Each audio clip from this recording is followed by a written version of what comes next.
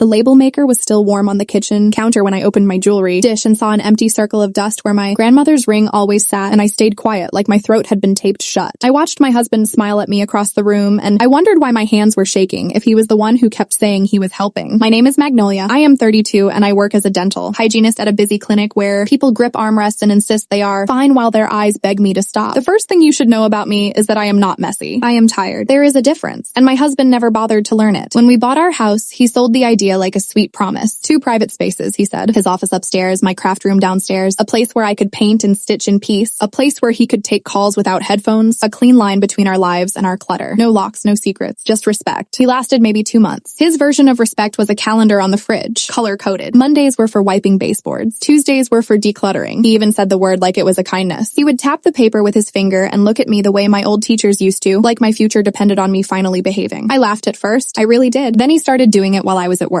I would come home, kick my shoes off, and feel that quiet panic before I even saw anything, because the house would look too perfect, too empty, like a staged listing photo. My mug that always lived by the sink would be gone. The throw blanket I liked on the couch would be folded into a rectangle so sharp it could cut someone. The mail would vanish from the entry table, and somehow my mind would already know the punchline. Where is my stuff? I would ask, trying to sound light. He would grin, proud of himself. I put it away. Away. That word started to mean nowhere. At first it was small things. My favorite hand lotion, the charger for my nightstand, a set of watercolor brushes I bought on my lunch break because I needed something pretty in my week. I would tear through drawers, open cabinets, check under beds like a raccoon, and he would follow me with that calm patience that made me feel crazy. You are so stressed, he would say. You should let me handle it. And if I said I did not ask you to, his face would change. Not angry, not loud, just tight, like I had failed a test. So I started saying okay, not because I agreed, but because arguing felt like walking into a room where the oxygen had been drained out. He worked in finance from home. He loved systems. He loved the feeling of control, like it was a clean shirt fresh from the dryer. He liked labels more than he liked conversations. When I tried to explain that my craft room was my own, he listened with a thoughtful expression and then said, I hear you, in a tone that meant he would do what he wanted anyway. The ring was different. It was not expensive. That is the part that would confuse people. It was a plain gold band with a tiny chip of a diamond that looked like a sparkle, trapped under ice. My grandmother wore it for 50 years, and when she passed, my mom gave it to me with tears in her eyes and said, keep it close. It kept her brave. I kept it in a little dish on my dresser because I liked seeing it. I liked the way it caught the light when I was rushing out the door. I liked that it existed where I could reach it. That morning, I wore it to work because my hands felt shaky and I needed a piece of my family on my skin. That night after dinner, I went to put it back and found the empty circle of dust. I stood there with my fingers hovering over the dish like I could will it back into existence. In the kitchen, I could hear my husband Grayson humming while he wiped the counters. He looked so calm, so pleased with himself. His sleeves were rolled up and the label maker sat beside him like a trophy. I walked into the kitchen and said, did you move my ring? He did not even look up. I put it somewhere safe. Safe. Another word that started to mean you will never see it again. My voice came out smaller than I wanted. Where? He finally glanced at me and his eyes did that thing they always did when I challenged him. They softened like he was talking to a child. I do not remember exactly, but it is safe. There are certain moments in marriage where you realize you are not on the same team. It feels like noticing your own reflection is slightly delayed, like the mirror is lying. I took a breath. My nails dug into my palm. I need it. He smiled, still gentle. Why? You never wear it. That was a lie. Not a big one. Just a casual, convenient lie. The kind that makes you doubt your own memory. I wear it, I said. He shrugged. Well, you do not need it out. Things get lost. I stared at him. I wanted to scream. I wanted to dump the label maker in the sink and run water over it until it shorted out. Instead, I heard myself say, okay. He patted my shoulder like he had solved me. We will find it. We did not find it. For days, I searched. I checked every drawer in the bedroom. I opened every cabinet in the kitchen. I crawled into the closet and pushed aside shoe boxes until dust coated my knees. I opened the garage door and looked in the tool chest even though he claimed he never touched the garage. And I realized I was searching in places that did not even make sense because he never made sense. Grayson stayed calm. He watched me search with a little smile that made my stomach twist. See, he said one night as I stood in the hallway, exhausted. This is why organizing matters. You cannot find things in chaos. My room was not chaos, I said too quickly. He tilted his head. Your definition of organized is creative. That word creative landed like a slap because it sounded like an insult dressed up like a compliment. At work, I kept thinking about the ring, and my chest felt tight every time I pictured my grandmother's hand. I was cleaning a patient's teeth when my phone buzzed in my pocket. A bank notification? I did not have time to check it. I rinsed and suctioned and smiled through the patient's anxious chatter, but the buzz stayed in my body like an electric itch. On my break, I opened the app. A transfer had been made from our fund budget into his personal account. The note said declutter reimbursement. I stared at the screen until my eyes went dry. I have a habit from my job of of staying calm when someone else is panicking. A patient will be sweating, convinced they are dying, and I will say you are okay in a steady voice while my hands do what they need to do. That day, the patient was me. I did not call him. I did not text. I took screenshots. I took another screenshot with the timestamp. I emailed them to myself. Then I sat in my car and stared at the steering wheel until the heat of anger turned into something colder. That night, when I walked in, Grayson was waiting in the living room like he had been rehearsing. He had a notebook open, a pen in his hand. I have been thinking, he said, maybe we should set boundaries about personal spaces, like officially. I nearly laughed. The audacity was so clean, so polished, it felt unreal. What kind of boundaries? I asked, and I kept my voice soft because I wanted him comfortable. He leaned forward. For example, your craft room. It is overflowing. It stresses me out. It is affecting the house. I think it is fair that I manage it. Manage it like it was a failing business. I nodded slowly. Okay. His shoulders relaxed just a fraction. And your jewelry. Maybe it should all be stored in one place. Properly. So nothing gets misplaced. I smiled. My face did it automatically, like a mask sliding on. That sounds responsible. He beamed. Exactly. I am not trying to control you. I am trying to help you. There it was. The line he always used, help, as if my life was a problem he could solve with bins and labels. I waited until he went upstairs. Then I went into our bedroom and opened my dresser. The dust circle stared back at me like a missing tooth. I sat on the edge of the bed and let myself feel it. Not just the loss of the ring, the humiliation, the way he turned my grief into a lesson, the way he moved something precious and then looked at me like I was the careless one. I thought about my mom's face when she handed it to me. Keep it close, she said. And I realized Grayson already decided what close meant. Close meant close to him, close to his rules, close to his control. So I made a decision that felt strange and steady at the same time. I would stop asking. The next morning, before work, I went into his upstairs office. He was in the shower. The door was open like always. No secrets, right? His desk was immaculate. Monitors aligned. Pens lined up like soldiers. A small safe tucked under the desk, half hidden by a file box labeled taxes. I did not touch the safe. I did not need to. I opened his top drawer, the one he always closed with a little extra force, like it mattered. Inside was a stack of receipts, a small envelope, and a folder that said household optimization. I flipped the folder open. There were lists, pages of them. Item categories, estimated values, suggested resale platforms. Clothes, electronics, collectibles, jewelry. My throat went dry. He had not just been moving things. He had been cataloging them. I stood there with the papers trembling in my hands, and for a second I had the urge to shove them back and pretend I had not seen anything, because seeing it meant I would have to act. Then I noticed a line item, written neatly in his handwriting. Gold band with small diamond, inherited, estimated resale value low, sentimental value high. Next to it was a check mark. I stared at that check mark until my vision blurred. I put everything back exactly how it had been. Every paper in the same spot. Every corner aligned. Then I walked out of his office and went to work like nothing happened. All day, I moved through my appointments with a smile on my face and ice in my stomach. I kept hearing his voice. I am not trying to control you. I am trying to help you. And I kept seeing that check mark like a stamp on my grandmother's memory. When I got home, Grayson was in the kitchen, cheerfully sorting mail into labeled slots. He looked up and said good day. Fine, I said. I was thinking, you are right about boundaries. His eyes lit up. I knew you would come around. I set my purse down carefully. So I want to do it properly, like you do. Systems.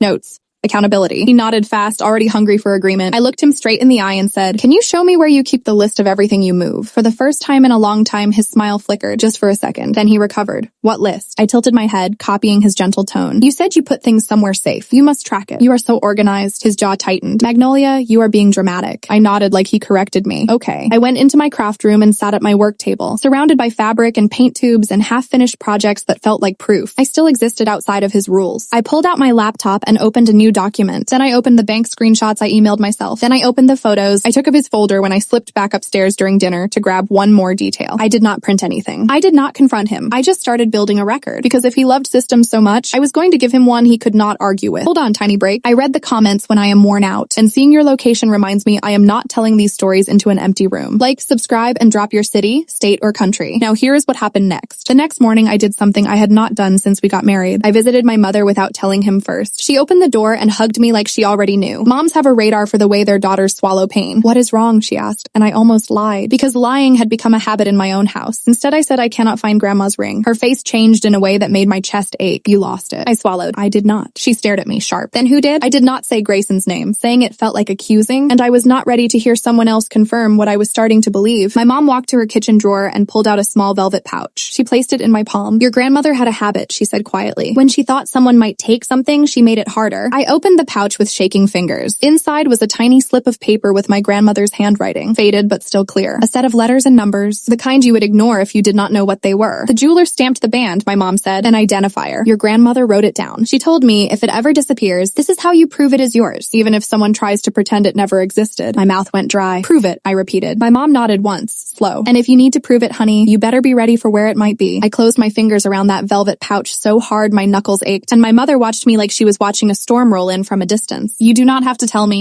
she said, "but you do have to decide. Are you going to live in a house where you have to prove your own reality?" My throat tightened. I tried to swallow, and it felt like swallowing sand. I nodded once because if I spoke, I was afraid I would break into a sound I could not stop. Before I left, my mom made me sit down at her kitchen table and drink water. My hands were still shaking. She slid a notepad toward me, the kind she used for grocery lists, and she said, "Write it down. The stamp, the date you noticed it missing. Every strange thing you remember. Nothing is small when someone is rewriting your life." I wrote until my wrist hurt. The letters and numbers in my grandmother's handwriting, the bank transfer, the check mark on his list, the way he said safe like it was a magic word. Then my mom said something that made my stomach drop. "If he is cataloging," she said, "then he is not just tidying. He is planning." The drive home felt longer than it should have. I kept one hand on the steering wheel, and the other wrapped around the velvet pouch in my purse like it could anchor me. Every red light felt personal. Every slow car in front of me felt like a test of how badly I wanted the truth. When I walked in, Grayson called out from upstairs that he was on a call. His voice carried that cheerful, professional tone he used when he wanted to sound harmless. I stayed quiet. I took off my shoes. I set my purse down. Then I did the first quiet thing. I walked to the laundry room and opened the cabinet where we kept shipping supplies. I knew we had boxes because he always ordered office equipment. I expected to see tape and mailers. What I did not expect was a neat stack of small padded envelopes, all the same size, lined up like they were in formation. Next to them was a roll of labels, the kind you peel and stick, and a marker sitting perfectly centered. My skin went cold. Grayson did not ship things often. Not like this. Not with supplies prepared like a habit. I touched one envelope with my fingertip. It was clean, unused, but the tape dispenser had a strip already pulled and waiting, like someone stopped mid-task. My heart started beating in my ears. I left it exactly as I found it and walked back into the kitchen. I stood there, staring at the label maker on the counter, and I imagined him labeling my life until there was nothing left of me that did not fit his boxes. He came down a little later, smiling like nothing was wrong. He kissed my cheek. He asked about my day. He opened the fridge and started talking about a new storage system for the pantry. I listened and nodded at the right places, like I was being trained. Then he said very casually, "I might do a donation drop this weekend. We have too much stuff." Donation, another clean word. Another word that meant you will never see it again. I kept my voice calm. "That sounds nice." He looked pleased. "See, teamwork." I smiled back, and inside, something in me got very still. After dinner, when he went to shower, I did the second quiet thing. I went upstairs to his office and opened that drawer again. This time I did not flip through everything. I went straight to the folder. I slid it out just enough to photograph 2 pages, then slid it back and tapped the stack until the edges aligned. On one page, there were rows of items and little notes. On another, there were platform names and planned dates. Not donation, sale. My stomach turned, but the worst part was the columns. Estimated value, storage location, status.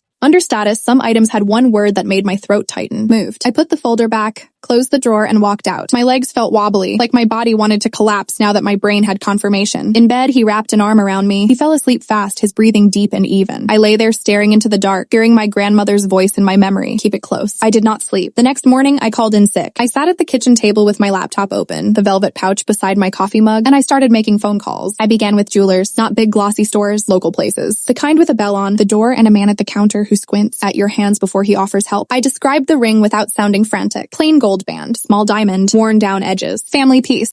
Then I read the stamp information slowly, making sure I did not stumble. Some jewelers were polite but vague. Others sounded bored. One woman asked gently, "Are you sure it did not slip behind a sink?" I told her I was sure. Finally, an older man asked me to repeat the stamp. His voice changed just slightly, the way a nurse's voice changes when they see something serious. "That sounds like an identifier," he said. "It would be tied to documentation if it was ever serviced. Have you ever had it sized?" My chest tightened. "My mom did," I said years ago. "Then you need to call the place that did the work," he said. "Someone could bring it in, and if they look closely, that stamp can speak." It was not a guarantee, but it was a path. When I hung up, my hands were shaking again, but it was a different kind of shake. Not helpless, focused. I opened my notes and wrote down every place I called, every name, every time. I took screenshots of my call history. I saved them in a folder and labeled it something boring, recipes, because that was my life now. Hiding proof inside normalcy. Around midday, Grayson texted, checking in, sweet as sugar. I replied with one word, resting. He called and I let it ring. I did not want my voice on record sounding emotional. I wanted his voice on record sounding confident. By the time he got home, I had done the third quiet thing. I had ordered a small item online, something cheap, something I could afford to lose, something I could leave in my craft room like bait. When the package arrived, I opened it carefully. I held the item in my hand and felt a dull sadness that this is what my marriage had become, a trap. Then I went into my craft room and placed it on the shelf near the door. Not hidden, not messy, just present. Decided I placed a tiny note that said thank you for not organizing my room. I knew he would see it. That night, Grayson acted normal. Too normal. He made dinner. He asked about my mom. He said he was proud of me for taking a mental health day. Then, almost like an afterthought, he said, "I did tidy a little while you were out, just small things. You will thank me later." later. I looked at him and felt my stomach flip. I forced my face to stay smooth. Okay, I said. He smiled, relieved. You are finally trusting me. I nodded and I let him believe it. Later, when he went upstairs, I walked into my craft room and went straight to the shelf. The item was gone. My mouth went dry. I stood there staring at the empty spot, feeling a strange mixture of rage and relief. Rage because he did it. Relief because now I had a clean moment. A line in time. I did not search the house. I did not ask him. I simply opened my phone and took a picture of the shelf. Then I took a picture of the rest of the room, showing everything else was untouched. Then I opened my laptop and typed a single sentence into my notes. Item placed. Item missing. Same day. The next morning, while Grayson was on another call, I did the fourth quiet thing. I went to the laundry room again. I opened the cabinet. I pulled out one padded envelope from the stack. Inside was my cheap little item, wrapped in tissue paper like it mattered, taped closed. A label half printed with my husband's handwriting on the corner, his handwriting. I stared at it until my eyes burned. I put the envelope back. I placed the item back inside exactly as it was. I took a picture,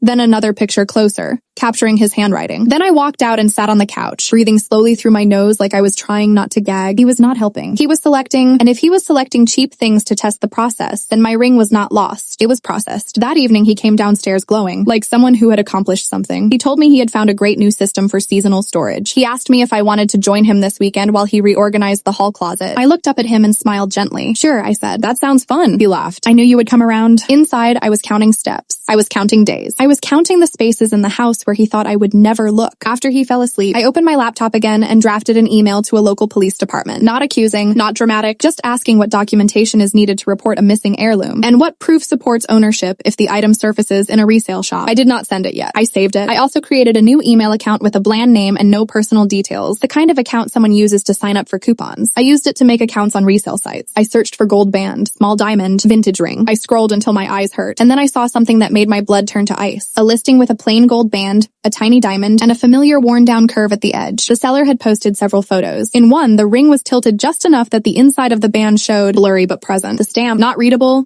not fully, but visible enough that my breath stopped. The seller name was not Grayson's. It was a woman's name. I stared at the screen, my heart pounding, because in that moment, the conflict shifted again. Sharper and darker. This was not just my husband organizing against my will. Someone else was involved. I did not sleep after I saw that listing. I lay in the dark listening to Grayson breathe, and every slow exhale from him felt like he was taking something else from me. My grandmother's ring was not missing. It was being advertised to strangers, under a woman's name, like my family never existed. In the morning, I moved like I was underwater. I made coffee. I packed his lunch. I kissed him goodbye. I even smiled when he said, "You seem better." "Okay," I said, soft and agreeable. The second he left, I sat at the kitchen table and became the kind of calm I had always used for nervous patients. I opened the listing again. I took screenshots of every photo, every line of text, every detail. I saved them 3 ways. Then I messaged the seller from my new account. "Hi, I am interested. Is it still available? Could we meet today?" She replied fast, like she did not want time for doubts. "Yes. Cash only. Public place." I picked a coffee shop near the police station downtown. Bright windows, cameras, people. Then I wrote back, casual as I could make it. "Perfect. I will be there this afternoon." After that, I called the jeweler my mother remembered. The same little shop, still there, still with a bell on the door. I told the owner my grandmother's ring had been stolen, and I gave him the stamp information. His voice turned careful, serious. "If it comes in here," he said, "I can flag it. But if you are meeting someone who has it, you need to bring help. Do not do this alone." So I did not. I called my friend from the clinic, Sloan, the one who never smiled when she was scared, only when she was angry. I told her the simplest version. "My husband moved my heirloom. It is for sale online. I am meeting the seller." There was a pause. Then she said,